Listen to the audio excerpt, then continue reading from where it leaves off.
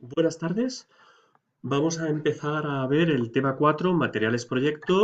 Este vídeo solo recogerá la primera parte y luego continuaremos en clase con la segunda. Como siempre, recordad que en estas clases las diapositivas representan un guión para mí, ¿vale? Para poder seguiros, pero normalmente voy añadiendo más información, una en mayor o menor importancia, pero que es muy importante que completéis las diapositivas. Yendo a la siguiente diapositiva, ese es el esquema de la clase. Primero una pequeña introducción de cuáles son los materiales, que son tres: armaduras pasivas, armaduras activas y hormigón. Este vídeo solo tratará el tema armaduras pasivas, los aspectos clave. La mayoría se ha visto en la asignatura de materiales correspondiente y en clase de estructuras 3 veremos armaduras activas y veremos hormigón. Las armaduras pasivas, como es más sencillo, os lo adelanto y lo podéis ver tranquilamente en clase. Bueno, a nivel de introducción vamos a considerar tres materiales a nivel de proyecto para esta asignatura: armaduras activas, armaduras pasivas y hormigón. El material hormigón, evidentemente, ya lo conocéis. Las armaduras pasivas son las que incorporamos en el hormigón armado y las armaduras activas para el hormigón pretensado. Se considera siempre, cuando hablamos de materiales, vamos a considerar siempre su resistencia característica, es decir, la que corresponde al cuantil del 5%. Si nosotros cogiéramos 100 probetas, en 95%, cuando decimos la resistencia de un hormigón es 25 megapascales, significa que de 100 hipotéticas probetas, nunca haremos 100, como ya sabéis, 95 darían al menos 25 megapascales. Y podrían dar un valor un poquito inferior. Los coeficientes parciales de seguridad de estado límite último que utilizaremos están en la tabla 15.3 de la instrucción IHE. Son para situación persistente o transitoria, la mayoría que vemos en clase, en hormigón 1.5, 1,5 y acero 1,15. Esos coeficientes se pueden rebajar bajo determinadas características de control, tanto el material como de control en la obra, pero para edificación normalmente son estos valores los que estamos. Luego ya en temas de prefabricación, nivel control de ejecución intenso y con certificaciones de los suministradores se pueden bajar un poquito estos coeficientes. En caso de situación accidental, el hormigón se rebaja de 1.5 a 1.3, el coeficiente de seguridad, y el acero de 1.15 se puede llegar a rebajar hasta 1.0 en situación accidental. Son situaciones que es muy raro que se den las estructuras, como se ve en el apartado de acciones, pero si se dan, tiene importancia singular. También es verdad que suceden acciones muy rápidas, entonces el material se comporta mejor. Los coeficientes parciales de seguridad de los materiales en estado límite de servicio es 1, es decir, trabajamos con valores característicos y no valores de cálculo que están minorados.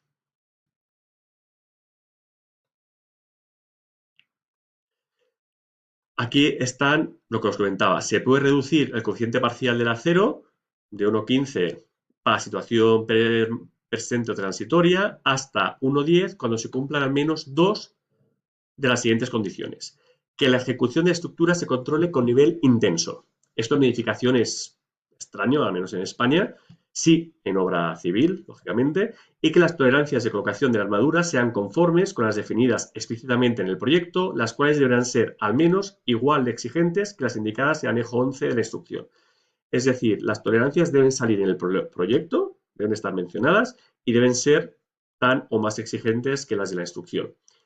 Y cuando las armaduras pasivas o activas, según el caso, estén en posesión de un distintivo de calidad oficialmente reconocido, o que formen parte de un elemento prefabricado que ostente un distintivo de calidad oficialmente reconocido. Es decir, si se cumplen estas dos, pues ya podríamos rebajar de 1,15 a 1,10 cuando estamos haciendo la situación persistente o transitoria. Este coeficiente de aquí.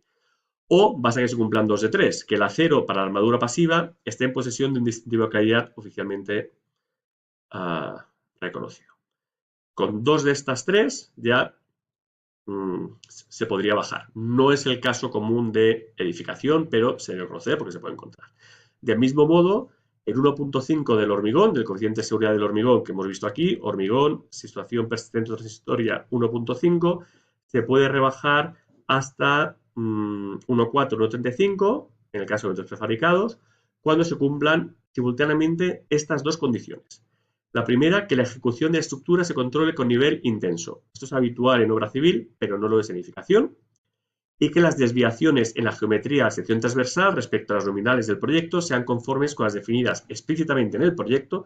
Hay que definir las tolerancias, las cuales deberán ser al menos igual de exigentes que las indicadas en el anejo número 11 de la instrucción EH 2008. Y que el hormigón esté en posesión de un distintivo de calidad oficialmente reconocido, o que forme parte de un elemento prefabricado que ostente un distintivo de calidad oficialmente reconocido. En estos dos casos se podría rebajar el coeficiente de seguridad. Esto, sobre todo, es muy importante para la industria de la prefabricación, evidentemente.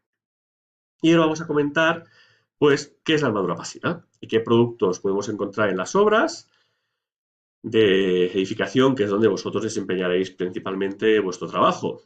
Bueno, barras corrugadas rectas o suministradas en rollo. Aquí sería un rollo de suministro, lo hay que enderezarlo, no se ven asignaturas de materiales o de construcción, y barras suministradas rectas, bueno, en cualquier caso pueden ser B400 o B500 y vosotros ya sabéis leer a las corrugas. Luego, alambres de acero corrugado o grafilado soldable. Esas barras también siempre son soldables. Fijaos en la instrucción española, el acero será siempre B500S o SD y B400S o B400SD. La S hace referencia a que sea soldable, la B que es de hormigón, que es acero para betón, y la D es de alta ductilidad, las propiedades relacionadas con la ductilidad, lo veremos más tarde. Y alambres lisos de acero soldado. Esos alambres lisos de acero soldado solo se pueden utilizar para elementos de conexión en armaduras básicas de celosía. Serían elementos de conexión en este tipo de armadura básica de celosía electrosoldada. Si no, para los vallazos hay que utilizar alambres de acero corrugado o grafilado soldable. Bueno, ¿qué se entiende por armadura pasiva? La instrucción EH 2008 lo especifica muy bien. Antes hablábamos de armadura refiriéndonos a veces al material, a veces a otras cosas. Aquí está muy bien. Ahí en EH sale toda la definición. Primero tenemos productos de acero que pueden ser barras o rollos corrugados y alambres, como hemos visto en la diapositiva anterior. Estos serían productos de acero. Durante el proceso que se llama ferralla, se obtiene la armadura normalizada, que serían mallas electrosoldadas o las armaduras básicas electrosoldadas en celosía. Esos serían los productos, para rectas o en rollo. Estos serían las armaduras normalizadas. Mallas electrosoldadas o armaduras básicas electrosoldadas en celosía. Luego el proceso continúa llamándose ferralla y llegamos a la armadura elaborada. Cada una de las formas o disposiciones de elementos que resultan de aplicar, en su caso, los procesos de enderezado, de corte y de doblado a partir del acero corrugado, o en su caso, a partir de mallas electrosoldadas. Es decir, la armadura ferralla pues podrían ser estos cercos, están cargando aquí en este camión, esto es una armadura elaborada. Una armadura longitudinal, porque le ponemos patilla, también será una armadura elaborada. Luego viene el proceso de armado y se obtiene la ferralla armada. Como podéis ver aquí, la ferralla armada es el resultado de aplicar a la armadura elaborada, o a lo que tenemos antes, a esto de aquí, los correspondientes procesos de armado, bien mediante atado, por alambre o mediante soldadura no resistente. Entonces, en el proceso de armado obtenemos la ferralla armada, que por ejemplo sería pues, la armadura de este pilar, que veis aquí. Esto se llama ferralla armado. Y en el proceso de montaje llegamos a lo que llamamos armadura pasiva. Es decir, la armadura pasiva no es un trozo de acero de barra corrugada. No, la armadura pasiva es el resultado de montar en el correspondiente molde o encofrado el conjunto de armaduras normalizadas, armaduras elaboradas o ferrallas armadas que, convenientemente solapadas y con los recubrimientos adecuados, tienen una función estructural. Es decir, cuando hablamos de armadura pasiva, ya hablamos en la instrucción española del producto montado en la obra, con los solapes y los recubrimientos, y va a tener una función estructural. Por lo tanto, cuando aquí hablábamos de, para reducir el coeficiente del acero de 1,15 a 1,10, y aquí hablamos que las armaduras pasivas estén en posesión de un distintivo de calidad, aquí hablamos de todo el proceso hasta el final, hasta la armadura pasiva, que es la armadura ya colocada con los recubrimientos controlados, ¿de acuerdo? Mientras que el acero sería ya el acero que forma parte del producto, ¿de acuerdo? Es muy importante, esto sería un caso, ya bueno, por ejemplo, de la armadura pasiva que ya está montada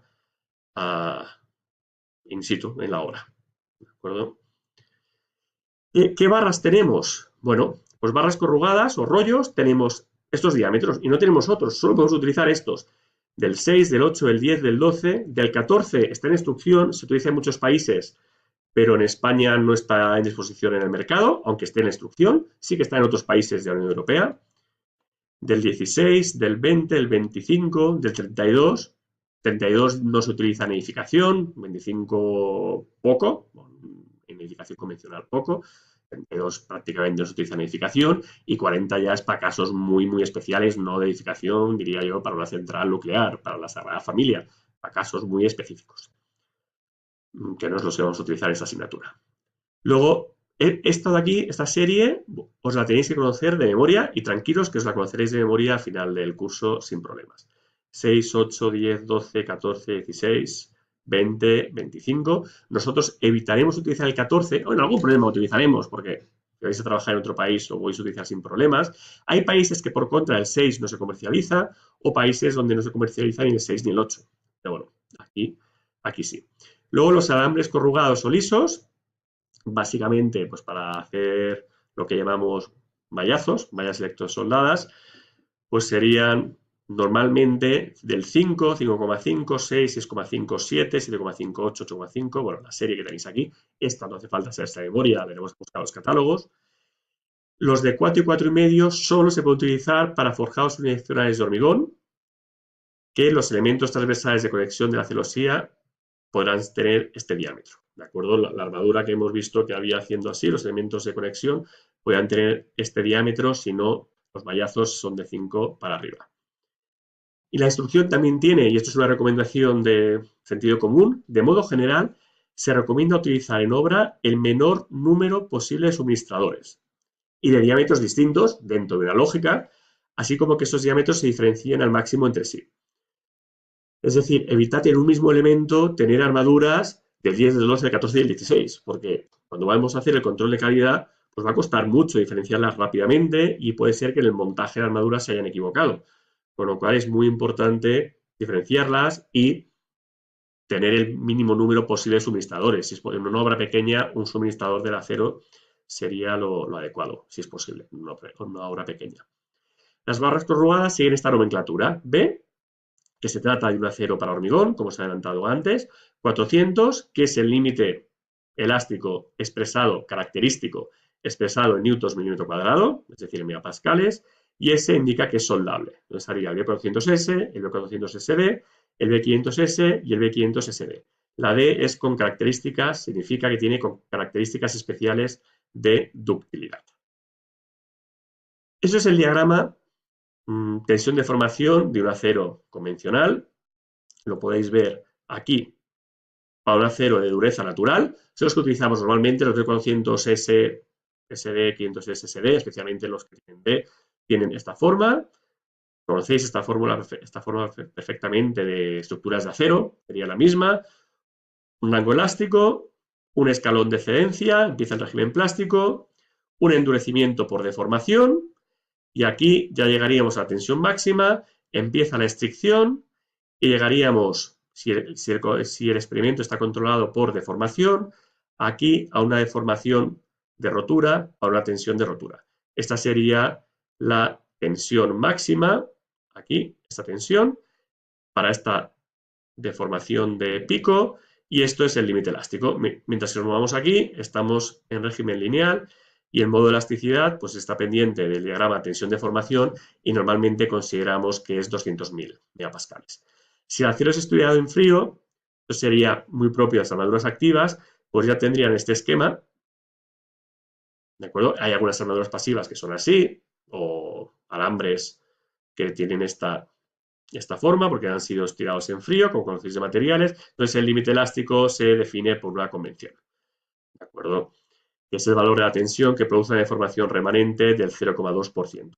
Evidentemente, esto hay que tomárselo como valores característicos, es decir, si ensayásemos 100 barras, 95 veces estaríamos ligeramente por encima.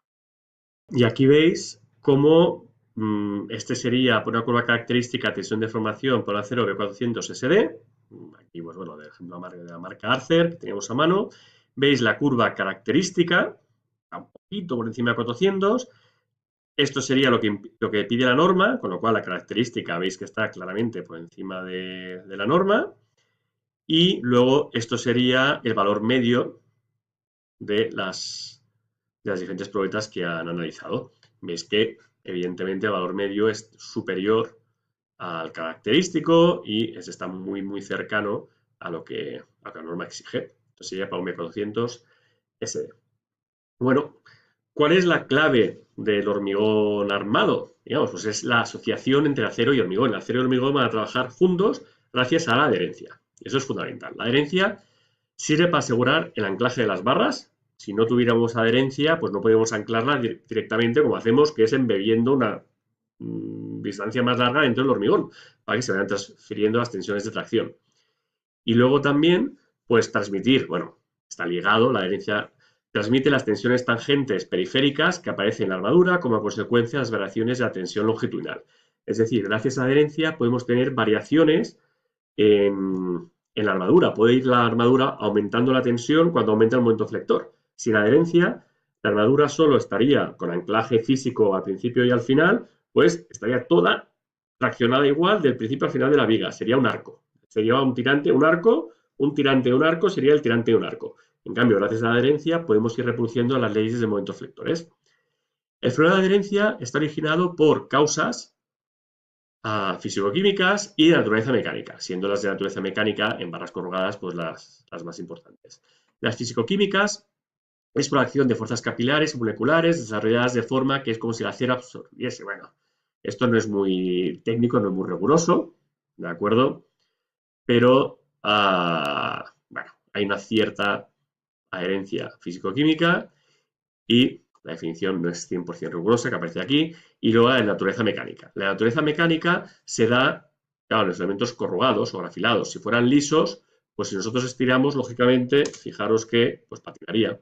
Habría solo la adherencia para un alambre lisio, la adherencia física-química. Mientras que para una barra corrugada, al tener corrugas aquí hay hormigón, cuando aparece una fuerza de tracción, pues este hormigón, para que la barra deslice, tiene que moverse. Entonces, hace un efecto de acuñamiento.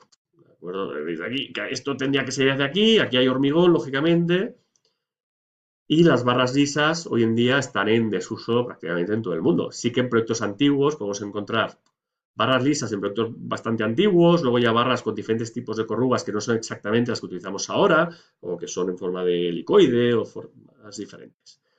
¿De acuerdo? Entonces, es muy importante tener corrugas o grafilas, etc. ¿Cómo se mide la adherencia entre el hormigón y la barra?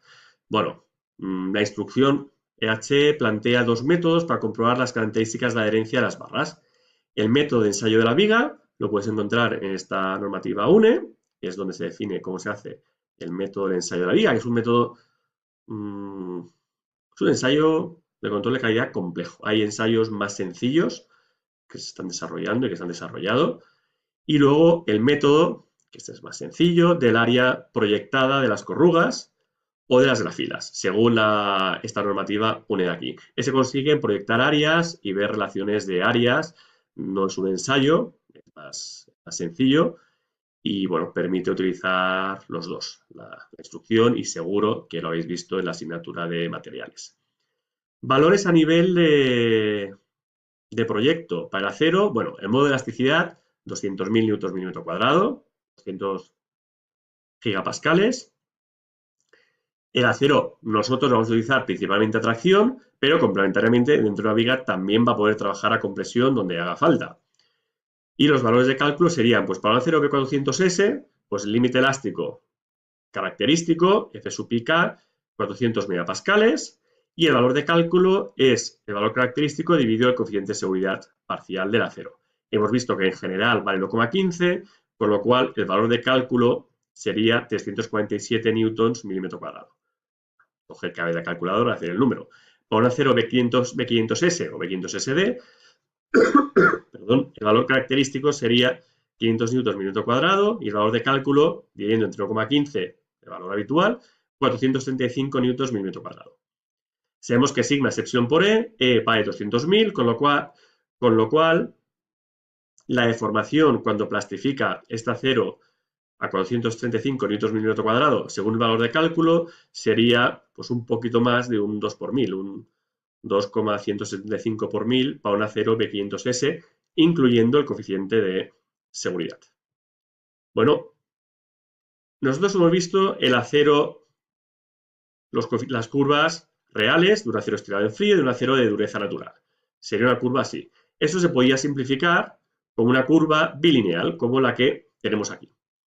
¿De acuerdo? Aquí el límite elástico característico, la deformación para este límite elástico y de forma bilineal podemos hacer una segunda rama en el que llegamos a una deformación máxima para la deformación máxima. Eso sería una posible simplificación. Tracciones, compresiones igual. En principio el diagrama va a ser simétrico y lo que va a cambiar es que al estar el acero dentro del hormigón, pues el hormigón al comprimirse se puede comprimir máximo hasta las deformaciones máximas y el acero pues, no podrá pasar ese valor porque el hormigón no le acompaña. Y luego también habrá que evitar que el acero pandee dentro del hormigón, pero eso ya lo veremos cuando veamos pilares. Este diagrama simplificado lo podemos simplificar todavía más, ¿de acuerdo? Porque podemos hacer para cálculo, una rama lineal hasta F sub d, es decir, hasta el límite elástico de cálculo, 435 megapascales para el caso de un acero B500S o B500SD, y luego recto. Esto vendría por aquí recto, ¿de acuerdo? Que no está dibujado. La curva real, a ver, voy a coger, me deja un momentito el lápiz, a ver si me deja dibujar aquí encima. Sería la curva real, uy, no sale bien, sería así, no sé por qué, está saliendo desplazada, sí, no sé qué está pasando, disculpad, que ha salido desplazada ahora cuando estoy grabando. Vale, sería por aquí y luego por aquí. Supongo que es porque estoy también corriendo el programa que está grabando el vídeo y esto hace que la pantalla esté aquí un poquito desplazada. El alargamiento máximo, claro, aquí haríamos lineal y luego lineal y no aumentamos de este nivel de resistencia, es decir, somos bastante conservadores. Hasta unas tensiones máximas del 10 por 1000, que es a nivel de cálculo mucho menos que exigimos en realidad al material. ¿De acuerdo? En cambio, a compresión, lo que hacemos es dejar que llegue hasta, en principio, un 2 por 1000 en caso de compresión pura, porque el hormigón a compresión pura no se puede formar más que un 2 por 1000, con lo cual tenemos que cortar aquí. Un 2 por 1000 con un módulo elástico de 200.000 equivale a una tensión de 400 megapascales. El acero a compresión no podría pasar, si es compresión pura, de 400 megapascales, por este valor 2 por 1000. Si no es compresión pura, sino que es flexocompresión, pues podríamos llevar al 3,5 por 1000. ¿De acuerdo? A una compresión mayor. En cambio, en tracciones llegamos a una deformación del 10 por 1000. No se permiten deformaciones mayor en tracción para impedir una deformación plástica excesiva. ¿De acuerdo? Bueno, y aquí están las características que deben cumplir las barras de acero corrugado, las características mecánicas mínimas según la instrucción española EHE 2008. Bueno, es la tabla 32.2a, la podéis mirar tranquilamente. El límite elástico, evidentemente, viene definido por la nomenclatura. La carga unitaria de rotura, fijaros que la tensión máxima para un acero B400S sería 440, para un 400SD tendría que ser mayor que 480. Para un B500S, la carga unitaria de rotura o la deformación, la tensión máxima sería 550, mientras que la tensión máxima para un B500SD 575. El alargamiento en rotura, pues mayor que un 14% o un 12% para aceros B400 y B500S, y para aceros soldables con características especiales de ductilidad, pues lógicamente mucho mayor, 20% y 16%. Valores mucho mayores que el que hemos visto aquí, del 10 por 1000, que se limita por compatibilidad en deformación plástica, ¿de acuerdo? Pero veis que podemos llegar a 20% y 16% es en acero B400SD, B500SD. Bueno, aquí alargamiento total bajo carga máxima, está puesto por aquí, lo puedes mirar con tranquilidad, evidentemente mayor siempre para aceros B500SD y se exige un poquito más si el acero está suministrado en rollo. Y hay una relación que se tiene que cumplir entre la carga unitaria de rotura, F sub S, esa sería la tensión máxima del acero, y F sub I, el límite elástico. Y esta deformación, pues en aceros B400S y B500S tiene que ser mayor que 1,05, es decir, si aumenta el límite elástico, como esto es mayor que 400, a 450, por ejemplo, pues este de aquí no basta que de 450, tiene que ser mayor, ¿de acuerdo? Al menos 1,05 veces mayor que este valor de aquí, el límite elástico. Para aceros con características especiales de ductilidad, pues este valor es mucho más importante y veis que tiene que ser mayor que 1,20 o mayor que 1,15 y menor que 1,35. Y la relación entre el límite elástico real y el nominal, pues aquí tiene que ser menor de 1,20 y menor de 1,25, es decir, el límite elástico, si queremos un acero B400SD, no puede ser mayor que un 20%, no nos pueden vender un acero B400SD que resista 490 en el límite elástico, porque esto sería el valor máximo, ¿de acuerdo? Eso es para asegurar que después aprovechamos las características de utilidad. Para alambres, para hacer mallas electrosoldadas o armaduras electrosoldadas en 3D, pues la nomenclatura es B500T, ¿de acuerdo? Límite elástico 500 y aquí pues las exigencias son mucho más bajas en términos de utilidad. La carga unitaria en rotura 550, alargamiento hasta un 8%, relación F sub S, F sub I 1,03, bueno, con algunas notas que tenéis que revisar en la normativa. Y hasta aquí todo lo correspondiente a acero de armadura pasiva. Muchas gracias, espero que os sirva y que podáis repasar el tema. Hay aspectos importantes que luego harán falta en el cálculo, ¿de acuerdo? Con lo cual espero que tengáis tiempo de estudiarlo bien, revisarlo bien y tomar las notas que correspondan. Seguiremos en la clase con los otros materiales, armaduras activas y, como hemos visto en el índice, armaduras activas y luego, evidentemente, hormigón. Muchas gracias por vuestra atención.